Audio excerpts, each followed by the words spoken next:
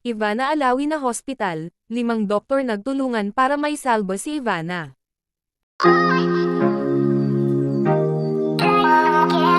Ibinunyag na ni Ivana Alawi kung bakit siya sinugod sa ospital noong Oktubre at na-confine ng 1 linggo. Paglalarawan pa nga ng vlogger-actress, ito ang pinakamatinding pain na naranasan niya. Feeling ko, nagpaalam pa nga ako sa mama ko tapos feeling ko talaga it is really my second life, say niya sa video. Kwento niya, may problem ako sa ovaries and that's how it started. And I also have PCOS, doon siya nagsimula. Kasunod niyan, isinalaysay ni Ivana kung ano ang mga ininde niya sa katawan at kabilang na nga riyan yung pagkakaroon ng tubig sa kanyang tiyan. I got fluid in my stomach na sobrang napuno na siya. Day by day habang nasa ospital ako, umaangat yung fluid sa tiyan ko. Mukha akong 5 months pregnant, basta ang laki niya, paliwanag niya. Patuloy ng aktres, it grew day by day tapos nung pad-ulo na, parang patigas na siya ng patigas. Tapos yung sakit, hindi na ako makahinga. Konting lakad ko lang, parang hihimatayin ako. Nanlalamig na yung buong body ko tapos tumitirik daw yung eyes ko. Dahil dyan, nagpaalala siya sa madlang people na magpatingin agad sa doktor kapag may nararamdamang sakit o kung may tinitiis na sakit. Huwag niyong antayin na lumala, kasi the earlier, the better, wika niya.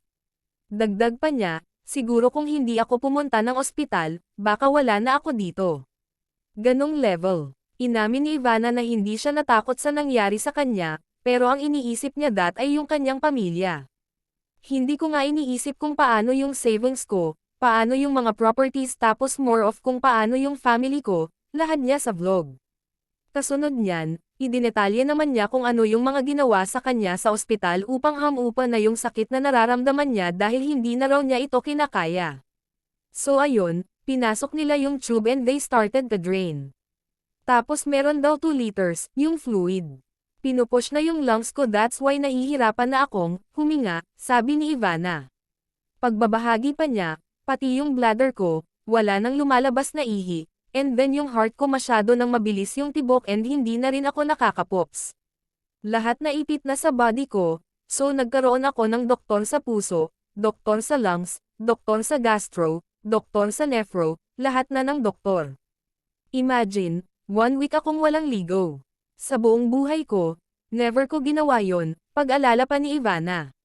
Sa ngayon daw ay patuloy pa rin siyang nagpapagaling, hindi pa ako 100% okay.